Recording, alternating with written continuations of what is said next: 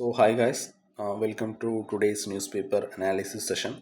അപ്പോൾ നമ്മൾ ഇന്ന് എടുത്തിരിക്കുന്ന ടോപ്പിക്ക് ടെററിസമൊക്കെ ആയിട്ട് റിലേറ്റ് ചെയ്തിട്ടുള്ളൊരു ടോപ്പിക്കാണ്.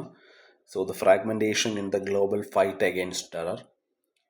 ഫസ്റ്റ് നമ്മൾ നമ്മുടെ എല്ലാ സെഷനിലും ചെയ്യുന്നത് പോലെ first we look on to the prelims and mains perspective of this particular news.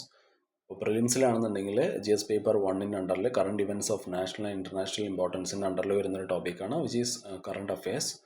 And മെയിൻസിലാണെന്നുണ്ടെങ്കിൽ GS paper 2 India and its neighbourhood റിലേഷൻസിൻ്റെ അണ്ടറിൽ വരുന്നൊരു ടോപ്പിക്കാണ്. First we look on to the context of this news. നമുക്കറിയാമല്ലേ, April 22nd a terror attack in Pahalgam, Jammu and Kashmir targeted tourists based on religion, highlighting ongoing challenges in countering terrorism. The attack was claimed and later retracted by the Resistance Front, which was a proxy of Lashkar-e-Taiba, a Pakistan-based terror group. The attack comes amid a rise in normalcy in Jammu and Kashmir, successful elections and increased tourism, which may have prompted Pakistan's destabilizing response. And നമുക്കറിയാമല്ലോ, ഈ ഒരു April 22nd there was a terror attack in Pahalgam, and which is a tourist area in Jammu and Kashmir. Personally ഞാൻ Kashmir visit ചെയ്ത ഒരാളാണ്. നമ്മുടെ ശ്രീനഗറാണെന്നുണ്ടെങ്കിലും അതേപോലെ ദാൽ ലേക്ക് and Gulmarg, ഈ ഒരു പെഹൽഗാം എന്നൊക്കെ പറയുന്നത് which is very famous for its scenic beauty. ഇപ്പോൾ നമ്മൾ ശ്രീനഗറിനെ often it is referred as the paradise on earth അല്ലേ. ആൻഡ് ഈ ഒരു ദാൽ ലേക്ക് ആണെന്നുണ്ടെങ്കിലും മുഗൾ ഗാർഡൻസ് ആണെന്നുണ്ടെങ്കിലും which is very beautiful place. ഈ ഒരു അറ്റാക്കേഴ്സ് മെയിൻലി ആൾക്കാരെ ടാർഗറ്റ് ചെയ്തത് was based on their religion. ഈ ഒരു TRF എന്ന് പറയുന്ന ആ ഒരു ആൾക്കാർ, the resistant front which is link to a Pakistan based terror group, ഈ ഒരു ലഷ്കർ-ഇ-തായിബ, അവരാദ്യം പറഞ്ഞു അവരാണ് ഈ ഒരു അറ്റാക്കിൻ്റെ റെസ്പോൺസിബിലിറ്റി ഏറ്റെടുക്കുന്നതെന്ന് അവർ പറഞ്ഞു. പിന്നീട് അവരത് മാറ്റിയിട്ടുണ്ട്. ഈ ഒരു this attack happened at A time when things were getting better in Jammu and Kashmir. There had been peaceful elections, more tourists were visiting Kashmir, and life was becoming more normal there.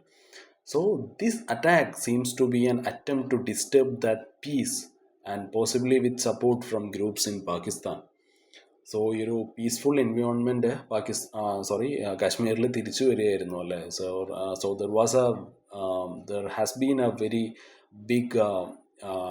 big drop in violence and military activities compared to previous years. അതേപോലെ തന്നെ അവിടുത്തെ tourism വളരെയധികം മെച്ചപ്പെട്ട് വരികയായിരുന്നു. അതേപോലെ അവിടെ elections നടന്നു. Local elections have been held peacefully, showing that people are participating in democracy and daily life is getting better there. അപ്പോൾ സ്കൂളാണെങ്കിലും അതേപോലെ ബിസിനസ് ആണെന്നുണ്ടെങ്കിലും ട്രാൻസ്പോർട്ട് ആണെന്നുണ്ടെങ്കിലും ദേ വർ റണ്ണിങ് നോർമലി അല്ലേ. And people are going about their daily lives more freely. This return to normal life is often referred to as a normalcy in Kashmir. It is a very positive sign, but attacks like one in Pahalgam shows that peace is still fragile there. Next നമ്മൾ നോക്കാൻ പോകുന്ന topic ഈ ഒരു fragmented global response ആണ്. എങ്ങനെയാണ് ബാക്കിയുള്ള രാജ്യങ്ങൾ ഈ ഒരു അറ്റാക്കുമായിട്ട് റെസ്പോണ്ട് ചെയ്തത് എന്നുള്ളതാണ് നമ്മൾ നെക്സ്റ്റ് ഡിസ്കസ് ചെയ്യാൻ പോകുന്ന topic. Many countries condemned the attack, and they also asked both India and Pakistan to show restraint. This creates a very false balance, as if both sides are equally responsible, even though it was a terror attack linked to a Pakistan-based group. അവർ പറയുന്നത് as if both sides are equally responsible എന്നാണ് അവർ പറയുന്നത്. ബാക്കിയുള്ള ലോക രാജ്യങ്ങളൊക്കെ പറയുന്നത്. ഇപ്പോൾ US കാര്യം എടുക്കുകയാണെന്നുണ്ടെങ്കിൽ ഇപ്പോൾ മാർക്കോ റൂബിയോ എന്ന് പറയുന്നത് നമ്മുടെ യുണൈറ്റഡ് സ്റ്റേറ്റ്സിൻ്റെ സെക്രട്ടറി ഓഫ് സ്റ്റേറ്റ്സ് ആണ്. ആൻഡ് ആൾ പറഞ്ഞത് he called for a peaceful solution. അതേപോലെ നമ്മുടെ US വൈസ് പ്രസിഡൻ്റ് ആയിട്ടുള്ള ഈ ഒരു JD വാൻസ് പറഞ്ഞത് എന്താണ്? ആൾ പറഞ്ഞത് വാണ്ട് ഇന്ത്യ നോട്ട് ടു ഒരിക്കലും ഓവർ റിയാക്ട് ചെയ്യരുത്, അതേപോലെ തന്നെ ടെൻഷൻസും കാര്യങ്ങളൊക്കെ അവോയ്ഡ് ചെയ്യണം എന്നുള്ളതാണ് ആൾ പറഞ്ഞത്. അതേപോലെ റഷ്യയുടെ ആണെന്നുണ്ടെങ്കിൽ ഈ ഒരു സെർജി ലാവ്റോവ് എന്ന് പറഞ്ഞിട്ടുള്ള ആൾ പറഞ്ഞത് he supported solving the issue through politics and diplomacy, and violence ഒരിക്കലും യൂസ് ചെയ്യരുത് എന്നാണ് റഷ്യയുടെ ഭാഗത്തു നിന്നുള്ള ഒരു റെസ്പോൺസ്.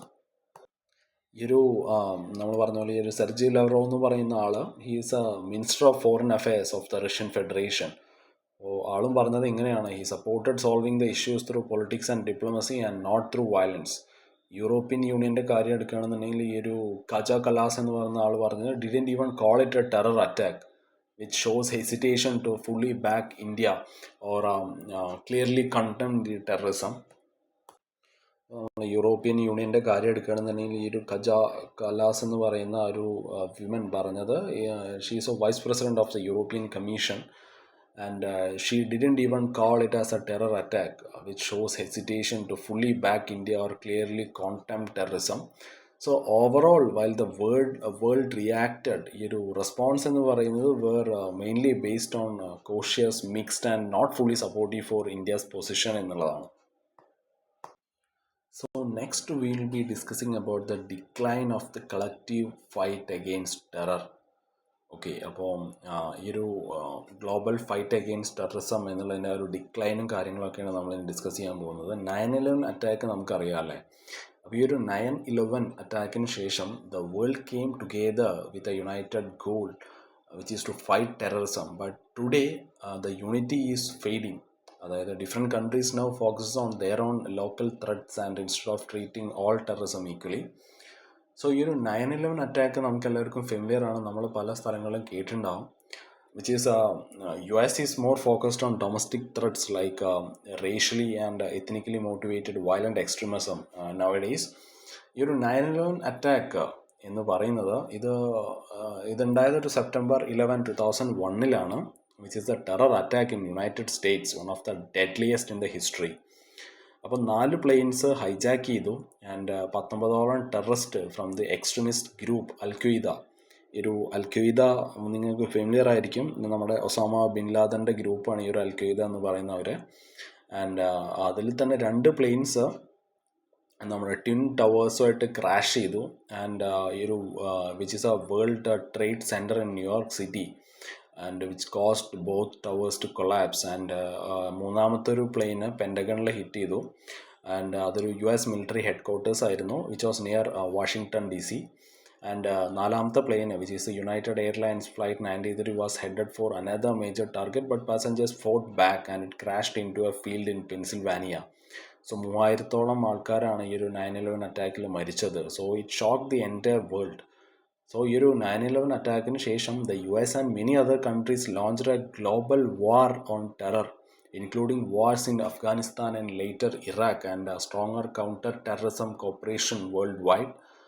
ആൻഡ് നമ്മൾ പറഞ്ഞു ഈ ഒരു US ഇപ്പോൾ മെയിൻലി ഫോക്കസ് ചെയ്യുന്നത് ആ ഒരു റേഷ്യൽ ആൻഡ് എത്നിക്കൽ ആ ഒരു ത്രെഡ്സിലാണ്. ഓക്കെ, വയലൻ്റ് എക്സ്ട്രീമിസം കാര്യങ്ങളൊക്കെയാണ് അവരിപ്പോൾ ഫോക്കസ് ചെയ്യുന്നത്.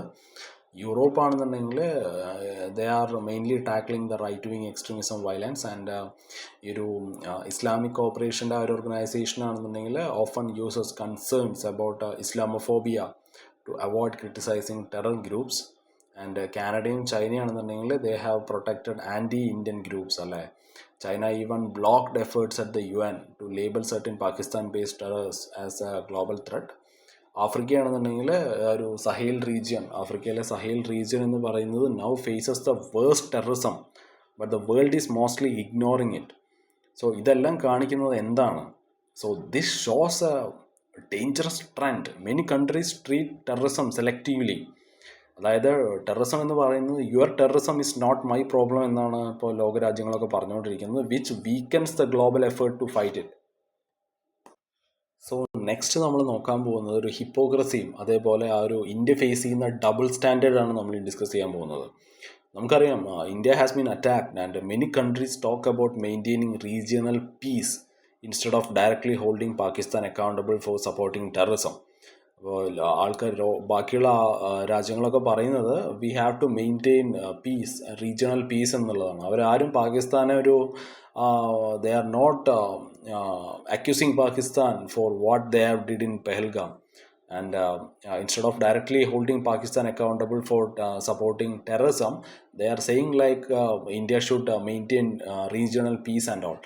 So the world often wants India not to escalate because of the nuclear threat with Pakistan. നമുക്കറിയാലേ പാകിസ്ഥാൻ്റെ ന്യൂക്ലിയർ വെപ്പണും കാര്യങ്ങളൊക്കെ ഉണ്ട്. പക്ഷേ വേൾഡ് പറയുന്നത് എന്താണ്? World is warning India not to escalate because of the nuclear threat. അവരുടെ കയ്യിൽ nuclear weapon എന്നുണ്ടെന്നുണ്ടെങ്കിൽ നമ്മുടെ കയ്യിൽ ന്യൂക്ലിയർ വെപ്പൺ ഉണ്ട്. Okay, but the same time ഈ ഒരു വെസ്റ്റേൺ കൺട്രീസ് യുക്രൈനെ ഫുള്ളായിട്ട് സപ്പോർട്ട് ചെയ്യുന്നുണ്ട് റഷ്യക്ക് അഗെയിൻസ്റ്റ് ആയിട്ടുള്ള വാറിൽ അല്ലേ. യൂറോപ്യൻ ഇപ്പോൾ വെസ്റ്റേൺ കൺട്രീസ് നമ്മുടെ യുക്രൈനെ ഒരുപാട് സപ്പോർട്ട് ചെയ്യുന്നുണ്ട് ആ ഒരു റഷ്യൻ വാറിൽ. ആൻഡ് നമുക്കറിയാം റഷ്യ എന്ന് പറയുന്നത് ഒരു ന്യൂക്ലിയർ ആംഡ് കൺട്രിയാണ് അല്ലേ. സോ ഇത് കാണിക്കുന്നത് എന്താണ്, ഒരു ഡബിൾ സ്റ്റാൻഡേർഡ് ആണ്. So on a very positive note, the US is finally extraditing Tahawwur Rana അല്ലേ, was link to the 2008 Mumbai attack. അപ്പോൾ ഈ ഒരു തഹവൂർ റാണയെ നമുക്ക് US തിരിച്ചു തന്നിട്ടുണ്ട്. സോ അത് കാണിക്കുന്ന ഒരു പോസിറ്റീവ് സൈനാണ്. ആൻഡ് എന്നിരുന്നാൽ കൂടി ഈ ഒരു ഡേവിഡ് ഹാഡ്ലി എന്ന് പറയുന്ന വേറൊരു ടെററിസ്റ്റ് ഉണ്ട്. And he's a very key planner of many attacks. And അയാൾ he is still protected in the US, which raises questions about fairness and justice.